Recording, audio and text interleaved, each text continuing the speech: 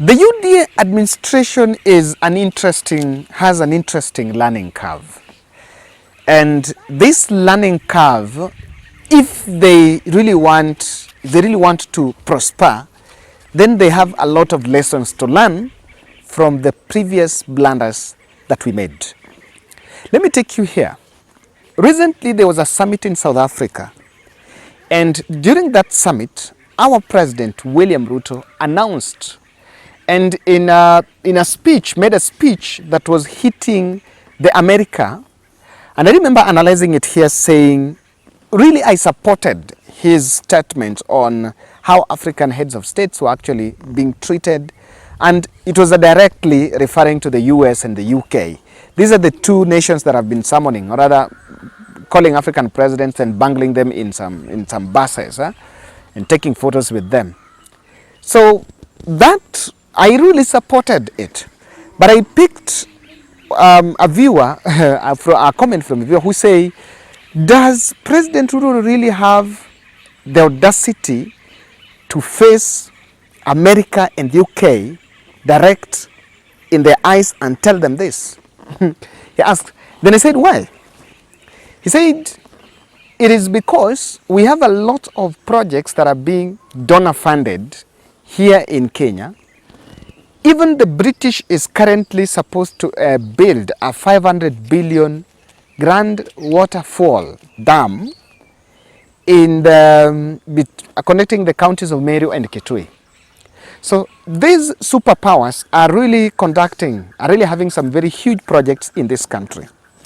And I want to play for you a part of that clip, because interestingly, this is what President Ruto said that was really raising the eyebrows.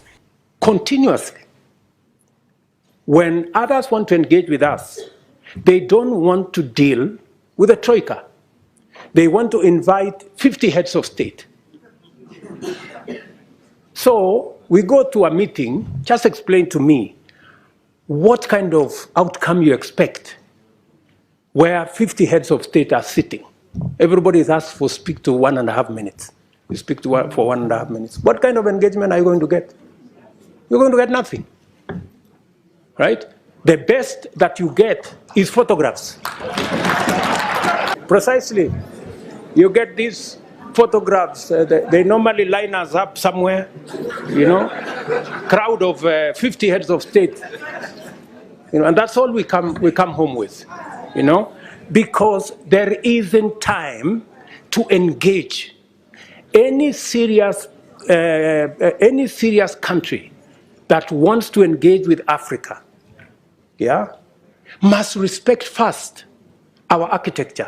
And some of the time, the most unfortunate thing is that some of the people who invite us to these meetings tell us, if you don't come, there will be consequences. So all of us are forced to go to a meeting that has no meaningful outcome because of blackmail. There is a report that just came up during the same week when President was in South Africa. He was speaking in the wake of a G20 summit. I think a Russia summit, a summit that is being organized by Russia, like that of the same as in resemblance of that which Biden hosted African presidents. And William Ruto administration, through I think the Ministry of Infrastructure, was pushing for a 2.1 trillion debt for extension of the SGR from Naivasha to Kisumu and Malaba. Of course, it's part of the project that is to connect Kenya and then to Uganda. So this is a deal that has been on the offing. From the very first few days of UD administration, it was largely being talked about as something that was there. So it came out that that statement, those international diplomacy experts, and I remember asking my good friend Mutua on this, saying, not Mutua the CS, I have a friend, Jamal Mutua, for people who know him, he's a very good expert on matters international diplomacy, telling me that William Ruto's speech in South Africa about Africa, how Africa presidents were being misused, was actually intentional. It was just a moment of political smoothing. And I asked him why. He told me the speech was targeting the East. Because from where you're seated, if someone from the East would listen to that speech, what will they make? They will see as if now the president has crossed on their side. But then it came amidst that push that for them to get the loan for the SGR to be extended. But it did not go through. So the gentleman was saying that that was done for political smoothing. However, be it as it may, the deal was rejected by China. The deal was rejected by China. And I want to tell you some of the reasons, according to me, why China is a bit uncomfortable with President Ruto administration. Before we do that, there is a difference between how China handles Africa and how UK and America is handling Africa. A totally difference. China does not bungle Africa as one continent. China is working with individual countries. If there is an SGR, if there is a deal, it's a deal with the country. Kenya is the deal with Ghana in specific. Now, that policy is very effective because every country has its own priorities and its own strength. And then with that, you keep everything within yourself. However, this is something with America. America looks at Africa as one village. Look at the summit that was held in December. If you look at the takeaways, can go and visit. You know, I analyzed it, so I'm so much acquainted with it. If you look at the takeaways from that summit, the takeaways were not on the billions that I'm going to give Africa on, the billions that I'm going to give Kenya on this project, the billions that I'm going to give South Africa. The way it was segmented on some X billions, euro dollars, that we are going to give Africa. You know, so you wonder, and for Africa to benefit from the US deals, what they must do is that they must politically lean, because it's like you've been told, we want to give you this. But before we give you this, you must do this and this.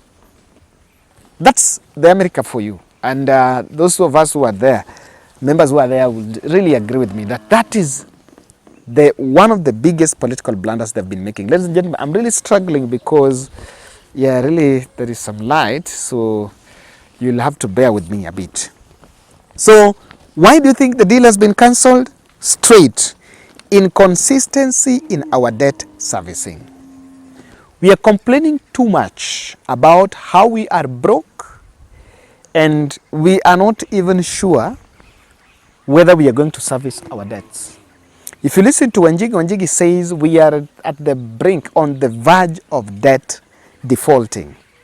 It's because we are inconsistent. If you look at our fiscal budget policy now, our debt bill is 1.2 trillion. Out of the budget of 3.5 trillion, we have a deficit. 3.5 trillion is the whole budget we need. Then our revenue estimation, the revenue obligation is at 2.8 trillion. So we have a deficit, fiscal deficit of 500 billion. But on top of that, our debt bill is 1.2 trillion. This is this year. But remember, the total debts that we owe our friends is 9 trillion. Imagine even if it were you still want to add 2.1 trillion. Is it consistent? It's not. So that's one of the reasons why, on economic ground, why clearly you can draw the line and say, I am not giving Kenya this. There are some few things they need to get right. The other bit is we overmutilated the SGR deal. Politically, I have always said that, I'm telling you, kuna natural sound. You have to bear with me. Kuna natural sound because I'm shooting at home. Now, naturally, the SGR talk and criticism was for political benefit.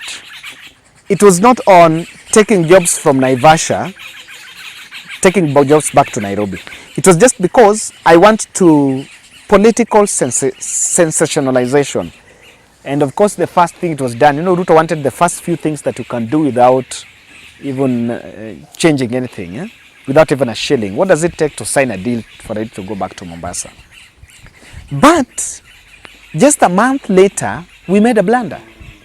That SGR deal was being mutilated. When you suppress operations at the Naivasha depot, then the ripple effect is that you have directly affected the income, the revenue stream from the SGR deal. And remember, the framers of the deal were that SGR was supposed to pay itself to service the loan itself by the revenue stream. So I think the China are also seeing that these gentlemen do not mean well. There is no difference between this deal, that the extension of the SGR to Kisumu and Malaba, and what will happen in Naivasha. Now, what is the essence of taking it to Kisumu and Malaba if you're already suppressing the operations at Naivasha simply because you say it's lying in some, in Uhuru Kenyatta's land, in a personal land? What does the land, location of it, the ownership of the land have to do with operations? Because things were to move, whether the land belongs to Uhuru or me or Onyango somewhere. That was not a problem. So I think that is a blunder that we made, over mutilating. And remember, there was even a protest on that letter being released because it was supposed to be a confidential document. China have never wanted their secrets to leak out to other development partners. They've never wanted, by the way. And you will hardly understand. You will hardly see their documents in public. They've always made them beaten one on one. The other blunder that we made with China, why we might face that, is, remember, we've had some hostility. And it is hostility that was engineered by the political class. To be specific, the China Square. A gentleman who got all the requirements and the license to do everything, then because someone wanted to win a very quick political excitement, number one, or someone wanted to extort money from an investor, decided to mobilize a caucus of business people in Nairobi to protest, and then head to his office. Then a meeting was convened, and the whole story evaporated somewhere. But what the red flag in it that China might have seen is, this is the truth. Rigathi Gachagua and Moses Kuria's offices were directly linked with what happened, the China Square hostility. And you remember Moses Kuria making night tweets, very controversial night tweets about that China Square story. So China saw that the political class did not mean well for it. And that could be the reason why they are feeling with UDA in terms of these operations, this is not the best person to work with. And of course, you cannot blame them on this. Sometimes, as an investor, you must make a sound decision before you invest. Again, despite of Ruto trying to do some smoothing, you don't need magical science to understand and to appreciate that William Ruto is a man of the West. Just look at the number of state visits. Even him going out and coming in. He's gone to Netherlands, Germany, UK, US, South Korea, I don't know where, France. he's portrayed himself much on that side compared to the East. And the only time he went to the East, you know, William Ruto has never gone to China. Since, I don't remember, you can challenge me if you have a photo and you can share that photo with us, share that photo with me. I don't know, I'm not in a position of a single photo of president visiting China. But during his administration here, he has visited US twice. Immediately after his swearing in, the first tour was UK, then US. In December, he was again in US for the African UN Leaders Summit. Then UK, immediately after swearing in, he went for, I think, the burial of the Queen in UK. And again, this time round in May, I think earlier May, he also went for coronation of King Charles. And King Charles is coming to Kenya. If you look at the way the government has been, the administration has been amplifying their deals and contract with the West, it's already a signal that that's not a friend you want to work with. So there is that which has also been seen, and China have seen very well, that Ruto do not mean well for them, and is a man who is going for the East. This is because, you know, one thing about the China is they're more in infrastructural development. But that's what they want. Ruto has stuck to the West because of the political benefit. China do not meddle with the democratic process. They don't meddle with your democratic process. But UK and US will always send an emissary here. They will be in Bomas. They were in Bomas all through. Both the ambassadors were in Bomas all through. The ambassadors have met Gachagua many times about elections here and there. US even sent a senator to push for some handshake between Raila Odinga and Uhuru Kenyatta. So Ruto has always wanted those people, because again, if there was the discussion about, the narrative about foreign influence has largely been linked by the Western forces. So that is some of the few political blunders that we've seen, and that is why maybe China is saying, no, this is not the friend to work with. Ladies and gentlemen, that is my take. Apologies for a bit of disruptions. Now we are shooting at home, and yeah, that's how it goes. And thank you very much for supporting this. I want to say that if you are out of this country and you can get in contact with a client or someone interested in fresh Kenyan flowers, then don't look anywhere. Find out from JS Flowers Limited, and they will sort you and even process exportation to your country. The number is there, plus 254 7433 94954, and you will be sorted.